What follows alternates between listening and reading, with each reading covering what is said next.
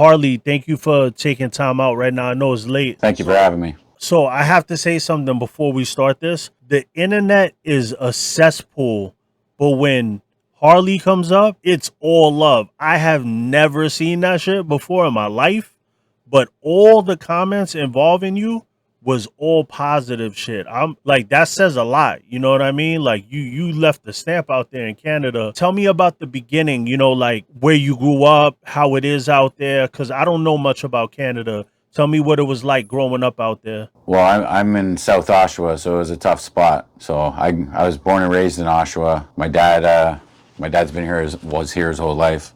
So and yeah, all I can say is that the city was a rough city, and we always got in trouble, and we always went to jail, and that was where the cliques were too, right? So growing up with a father that's like legendary when it comes to the MC world, were you like automatically introduced to it as a kid or not till you got older? Actually, knowing how it is being a 1% father, right, and not telling your kids shit. That was the way my dad was. He was real old school like that. He never said Yeah. nothing at home. Like he used to pop wheelies and stuff with me on the bike with him wearing this patch, bring me to school but like, yeah, it's different. What was it like the other kids knowing who your dad was and the club atmosphere? Was it a cool thing or was it just like that's my dad, Yeah, it was just like that's my dad, but like he named me Harley Davidson Guindon, right? So like, Yeah. yeah, you know what I mean. Like growing up, they had some jokes, right? I could never ride a Honda, that's for sure. You know what I mean? Yeah. Yeah. Did he get you on your first bike or did you completely do your mission on your own? I was in the pen, and my dad said, well, his house burned down, and he wouldn't take any money, and he pretty well lost everything. So I sent him 10 grand from the pen, and bought my first bike just so that he built it. I still got it in my driveway. I also want to talk a little bit about the entrepreneur side of you Okay. because Wolf was telling me you got all these businesses and real estate. So I also want to talk a little bit about that, but also, the club stuff. I want to get into you as a whole because the other interview that I saw was more about just what's going on right now, and I want to get more into you as a person. So I definitely want to know more about the business and stuff like that. When did you get into the actual scene yourself, the MC scene? I'd say 2010. And you were young or were you already? Yeah, I just came out of the pen, got drafted. And so what was it like prospecting and all that stuff? Like, Oh, it's cool with me because I'm different, right? So I don't think that you should get your patch, clearing ashtrays and giving beers. I think there's a lot more to it. I was the same way. I wasn't the, go wash my bikes prospect. I was Yeah, more like if something needed to happen, then I would be one of the people to go do it, yeah. Yeah, I ain't about that shit. Yeah. Yeah, Yeah. but I don't ask people to do that shit either. So So tell me about the scene out there and how you came up and everything. Tell me your story. joining the club, it was a lot of fun. Like I had a lot of friends that I knew from even my dad that grew into friends, and other guys that I met in jail. So I got a lot of love in different areas because I was always with different guys from different areas, and I sat at the table while I was in the pen, ate with all the legends for years, right? And I wasn't even in the club yet. I got drafted when I got out. When you say drafted for the club? Yeah, like I was approached. I never approached. Oh, okay, okay, okay. I was a street guy. I had no interest in the bike world because it kind of like died to me when my dad did the patch over. That would have been the legacy that I wanted to live up to. I wasn't mad about it, but it just never crossed my mind that I wanted to be a Hell's Angel. I always wanted to be a Satan's Choice. Oh, okay. So your father was a Hell's Angel at the time when you joined, or is this after? No, he quit. He quit when I went to the pen, so that would have been 2009. Oh, okay, okay. Yeah, So what were those years like being a Hell's Angel? Was it like what everybody thinks it is? I had a great time. I'll be honest with you. I'm not mad at everybody else. I think that just living the life that we were living was just what everybody wanted to live, right? It was like rock star Yeah. lifestyle, right? And was it like heavy? Was it always some shit with police, like because of being in the club? Oh, we get pulled over all the time, and I was animated. Like I'm not the guy that you want to pull over. I had a real hate on for the cops, so that grew a real hate on for me, and they kept giving it to me, and I kept trying to fight back. But like they always when you're playing cat and mouse, they always win, right? Yeah. Yeah. So your whole entrepreneur journey, where you're opening all these businesses, this happening while you're in the club? Yeah, I've always been mental with finances, so I figured out a way to work my reputation without getting myself in trouble, so to speak. So I started selling T-shirts out of trunks. They were selling like free Harley Guindon shirts. They probably sold like 2,000 free Harley Guindon T-shirts. Everyone was wearing them all over the place. It was a big thing. Wow. And then it turned into like just Harley Guindon T-shirts, and then like logo was like with a bat hitting the head. You know what I mean? Like the MLB, right? That Oh, yeah, logo yeah. took right off. Yeah, Max Balson helped me a lot with a lot of our designs. He's a gent. So you started out with swag, and then you started like doing other business ventures from there? Yeah, the store just got bigger, and then I had to get embroidery machines, and I had to get custom order departments, right? Shipping, receiving, and then it turned into, okay, tattoo shop, and then it was a music studio, and now it's a boxing gym, right? And it just keeps going and going. But So what are your goals with that? You're just gonna keep like making more and more businesses? no, I got too much on my plate. I actually just want Yeah. to chill. I'm just going to hire more people to take some weight off my shoulders, right? So it's like a 6,000 square foot downstairs, and we're upstairs, 6,000 square feet upstairs, right? So each area has got its own department, upstairs and downstairs. So it works. What's the key to, like, I know we're going more into the entrepreneur space, but I'm asking selfishly, what's the key to like building a team? Because I feel like for you to have the success you had, you got to be a team builder, right? Yeah, you gotta have loyalty, and it's hard to get loyalty. Yeah, and Yeah. you always end up putting it all out there, and then you're at double hurt when they screw you over, right? And you're always the bad Yeah. guy, and you gotta love that, That's right? that's the part that people never talk about is in business, is how like you trust people and they steal from you and stuff like that, you know? It's like hard to trust people, you know? Yeah, very hard. Real quick, people always ask me, how are you almost at 1 million subscribers? Can you teach me how you did it? I put together videos in one package that if you followed it, you will make 6 figures. And if you put a team together, you will make 7. A lot of these suit and ties that teach pay agencies $30K a month to manage their YouTube. I did it myself. Check the link in the description. I guarantee you will win. This isn't just mindset bullshit. It's strategy. Now let me get back to my content. So tell me about what's going on now with Satan's Choice and what you know with the legacy of what's going on, because there's a lot of steam behind it. I see it. Well, it was the biggest motorcycle club in the country and second biggest in the world, right? And my dad did put a lot of work in, and he did the patch over, and a lot of people were upset about that. But this isn't to piss anybody else off. This is my legacy, and I feel like it is my legacy. I was given permission a while ago, and I had so many friends and brothers on the others, like on the HA side, so it was like hard to walk away and do something that I felt was my calling. But like I waited this one out for 3 years. I kept giving everybody like, hey, this is no good, and then my voice isn't being heard. There's a lot of other people that are out there that are like that, right? They became citizens, and then they were ostracized and pushed away and just treated like they were diseased and never got their voice out.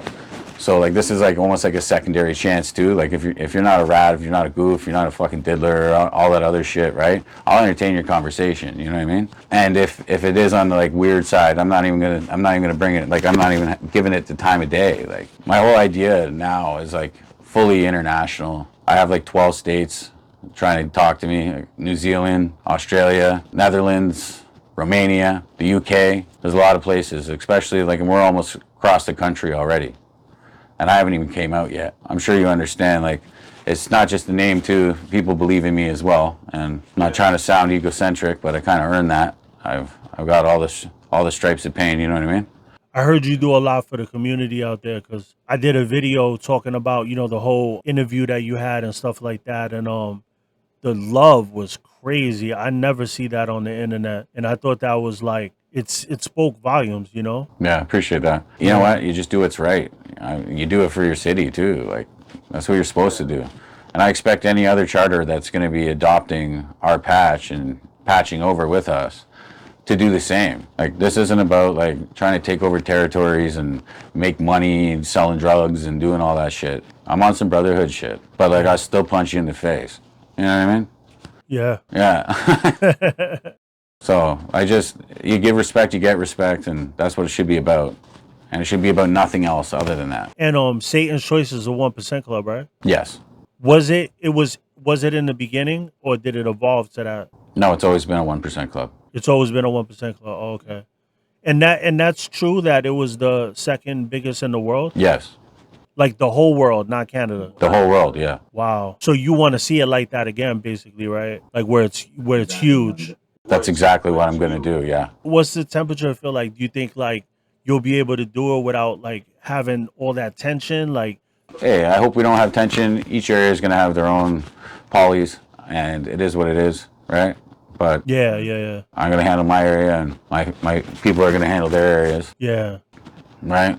And there's no running away. But Yeah. like we're not looking for a problem. We're also not getting told to leave. You know what I mean? So a little bit about the history of Satan's Choice. They had wars with who was it that they had wars with back then? It was Black Diamond Riders. There was some, yeah. There's every club out here. I'm sure they've had problems and run-ins with, but it's not my place to say. So it's not like that anymore, though. Like there's not no automatic stuff, right? No, it's just more dominant. It's just more dominant 81, right? Yeah.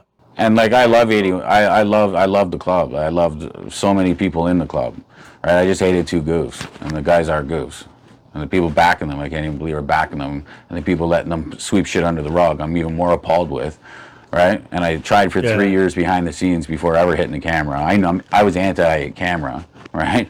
Yeah. You know what I mean? And yeah, then the momentum with it and getting outreach, and it's I think it's better and more modern than the old way of thinking, right? This isn't like the 1960s mobsters. They're all sitting around a table, you know what I mean? All from different states or different provinces, you know?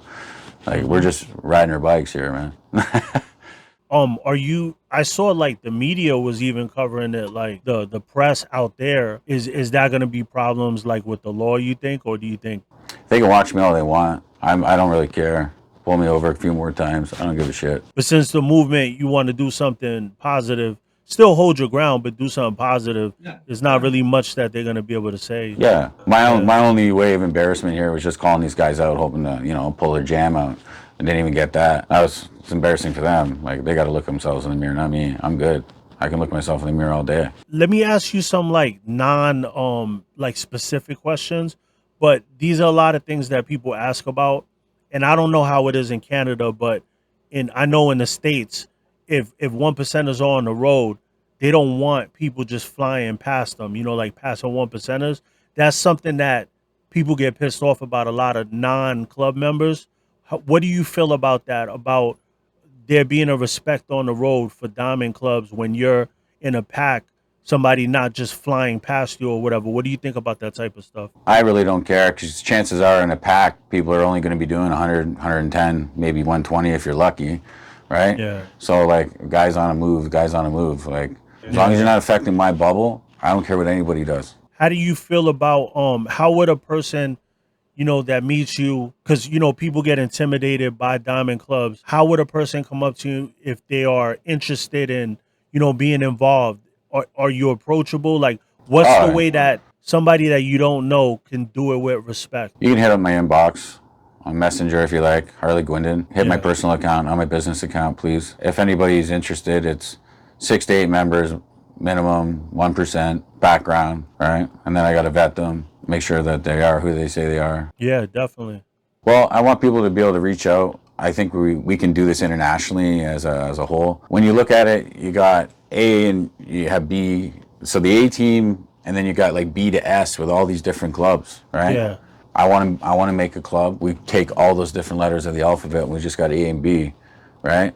But I know like we're never going to deal with the major clubs out there. So I understand there's going to be a C and a D and maybe even an E, but like I want to grab everybody up and make one solid team. Yeah, it seems like it could be something that's a unifying, something to get behind because it has the history behind it. For sure. And I'm not going to let anybody down. And if anything happens to me, I know I'll be defended, and that'll carry on. Yeah. So like I'm going to stand on my two, and I'm not worried, and whatever happens, happens. And is this about, Is this about Harley, or is this about making your father proud, or is this about both of your legacy? What is it about at the end for you? It's actually about brotherhood, right? I want to. I'm a biker at heart. I love riding. I ride everywhere, right? I ride with my patch on. I don't even care. I have no fears of anything. All I want is just to have a bunch of people that don't want to sit around and bitch about the most ridiculous nonsense that nobody even cares about, right? Everybody has each other's back. Nobody's sleeping with each other's girls. You don't have liars in your room, right? You want to party and and get on your bike and fucking do your do. You do whatever you want to do. You're a biker, right? Yeah. I fuck all this rule shit.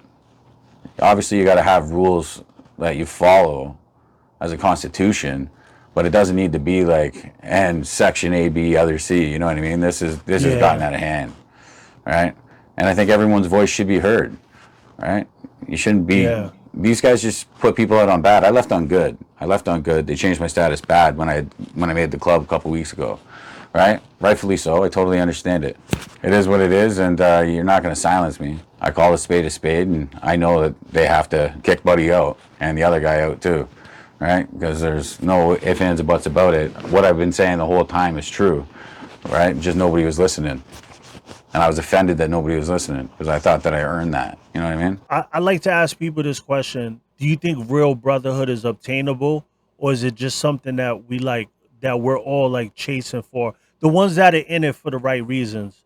Do you think that it's just something that we hope is there and maybe it doesn't exist? Or do you think that there is real brotherhood out there? It's Oh, possible. I know there's real brotherhood out there. I know there is, right? And as long as I'm good with my guys and it just feels right, I just want to keep riding, right? If it doesn't Yeah. feel right, I'll figure out why it doesn't feel right. And I'll cut out the cancer and keep riding. Are a lot of the people that are gonna, be in the club with you, are these people you grew up with, or like that have a lot of There's a few people I grew up with, yeah.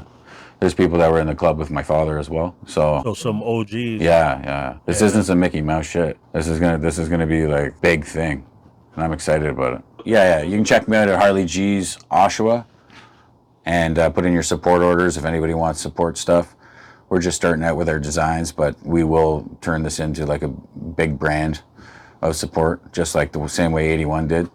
But we're gonna modernize it and have a good edge to it. Are you doing you're doing your regular clothing line stuff too, right? Yeah, so we have like 24 brands, like Dead Birds Don't Sing, the baseball bat hitting the head, right? Yeah. There's so many different brands. Wolves Among Sheep, 24 brands of just craziness. I heard of that before. Wolves among sheep. Do you do like motorcycle gear too, or is it just like Yeah, we do some vests. Yeah, we do some vests. yeah? Yeah, I want to show people how to use vests.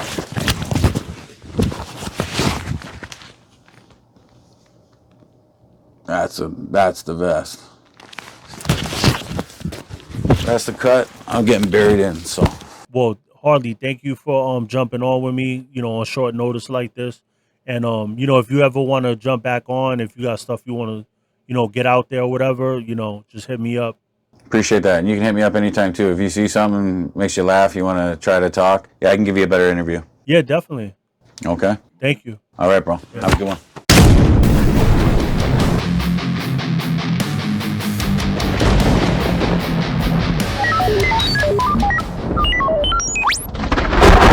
Oh.